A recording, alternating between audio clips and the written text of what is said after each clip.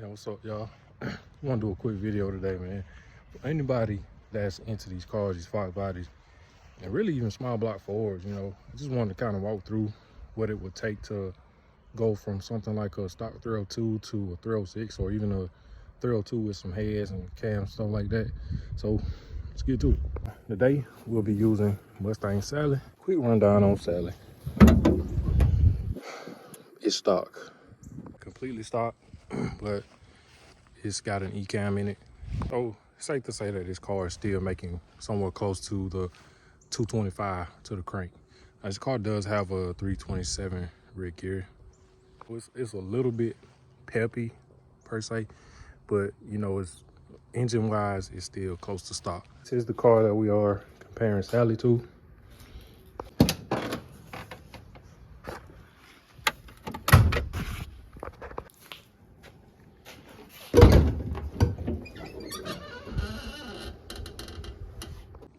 My car it's not, you know, really fully built, but it's no slouch either. 106 cubic inches, and this is probably the most sought after builds, you know, especially when going from 302 cubic inches and you don't want to do a whole lot of stuff. Let's say you got the stock engine build, you know, you've done nothing to it, and you want to go to something like that. First off, let me say, if you have any buddies with small block Ford parts, I would suggest going to them first before even trying to buy anything brand new. It's no secret that Ford is expensive, and you know, Chevrolet is much cheaper, which I feel that's why a lot of people decide to go Chevy anyway. For the people that do want to drain their pockets on Ford stuff, I would start there first. And if you know people on marketplaces or even eBay is, you know, not a bad place to buy stuff from, especially if they are reputable. Let's get started. We're going to a 306. The crank is going to stay the same. The rod length is going to stay the same. The only thing that's going to change is the piston size. So with that being said, you're going to probably spend anywhere from upper 200s, 300s, up to 1,000 to be honest. But you're building something like a 306, man, unless you're like building a full drag car or something, I would just get a set of $300-400 pistons. Next thing you need to know, when getting a set of pistons, they come in two types. So, and I'm not talking about flat top, dish top, dome top. I'm talking about floating wrist, pin, or a press fit piston. You do not plan on changing the rods, I suggest you go with a press fit piston. If you're doing away with the old rods, you're gonna go with aftermarket rods, then you might as well just go with a floating wrist pin piston. The floating wrist pin pistons are gonna cost more. Excuse my neck, man, I've been working, but anyway. Before I jump too far into the build, you already know that pistons will be needed, oversized pistons. Now you can go 20, 30 over, 40 over, 60 over. So that's gonna be 20 over is like 304 cubic inches, 30 over is 306, 40 over is 308, and 60 over is 310 cubic inches. You have to prep the block so that the pistons can go in and they can go in correctly. If they're too loose, then you might have a compression problem. If they're too tight, then you might have a compression problem. Seriously, too tight, you won't be able to spin the motor over like you need to. I'm just gonna throw a ballpark price out there, man. You're probably gonna have about $500-600 in a block, boring it over. I know these shops, they charge a certain amount per hole. You decide to get it checked for like cracks and stuff like that, that's gonna be extra. Honing is gonna be extra, line honing, and that's different from honing the cylinders. A line honing is basically when you take it and go through the bottom of the block, like the cam tunnel and where the crankshaft is gonna sit at. Got that out of the way. So let's say, yeah, okay, I got a crank, I got rods, I got pistons. Another thing, some of these pistons do not come with rings, so you will have to probably order rings separate. So I would suggest getting a set of pistons with a 1/16, 1/16, 3/16.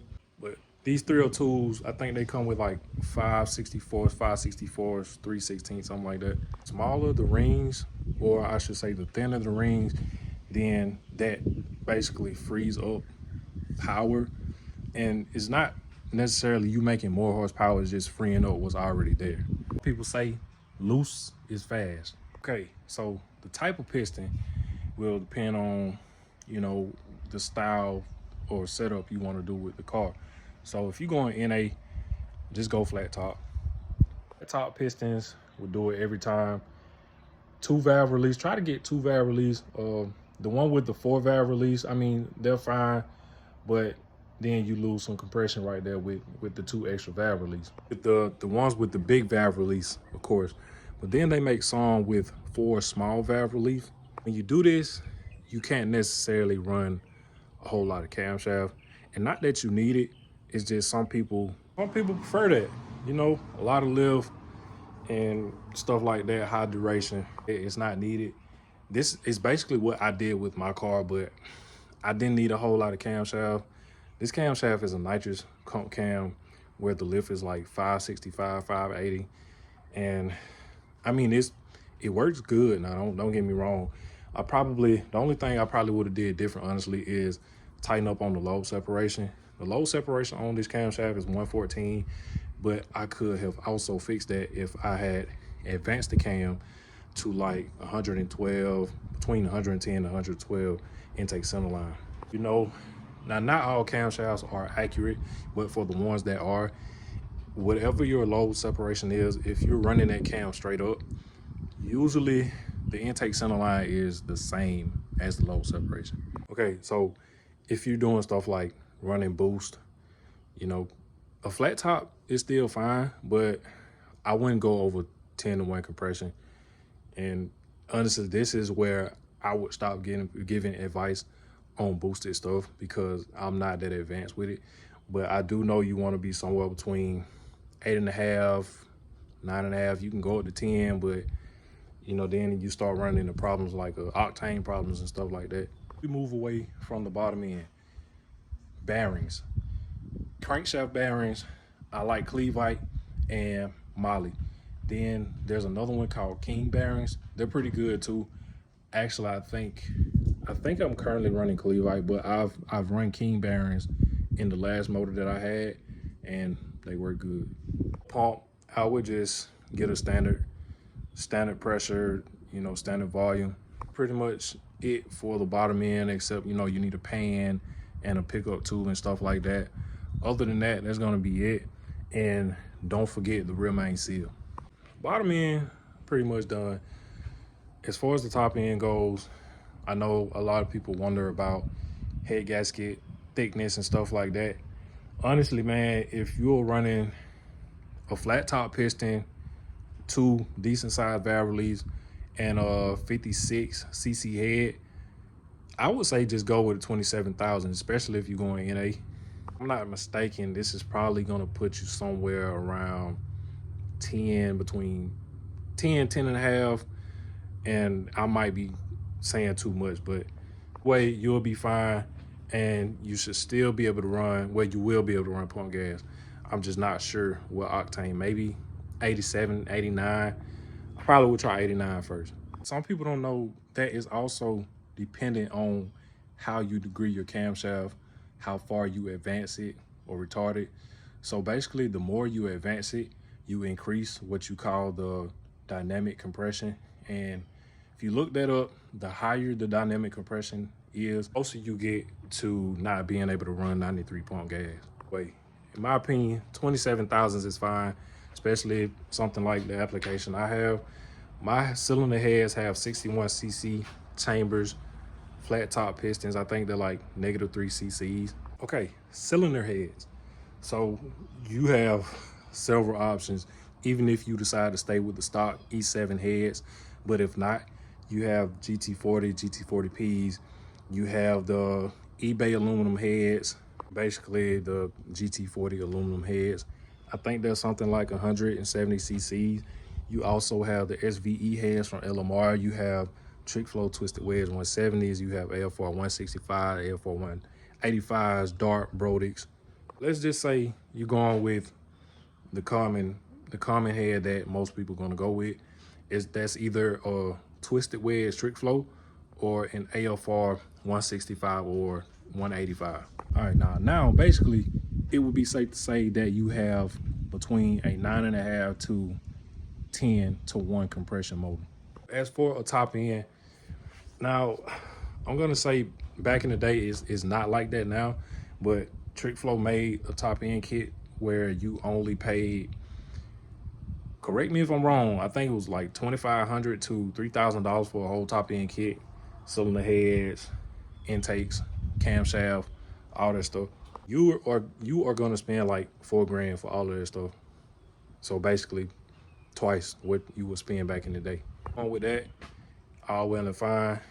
Everything should bolt up and go in just like the stock EFI, the harness, all of that stuff should plug in fine, distributor, everything. Carburetor guys, you got it a little bit easier. You know, all you need is intake, carburetor, the distributor that you would use with a carburetor, gauge, fuel system. In some cases, you're probably gonna need to run a return. You do this in order to avoid vapor lock. So if you are running a T5, you're gonna need a flywheel, clutch with the pressure plate, everything, the transmission, the bell housing, need a 10.5 clutch. I probably would just go on and put a stage 3 clutch in it because I had a stage 2 in my Fox body and it lasted a few years with all of the beating that I had did on it. It was best that I just went with stage 3 in the first place. So now these cars come with fan clutches and stuff like that. You can keep that on the car. Honestly, that's fine. But if you want to free up some power, then you can get a aluminum radiator off of eBay, and you can get it with dual fans under $200, or let's say right at $200.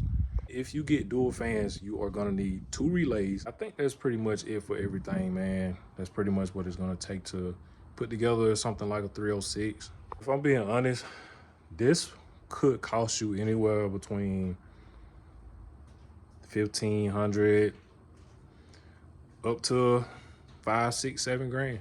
It's all gonna depend on your resources, people you know, who you get it from, the shops you take the block to.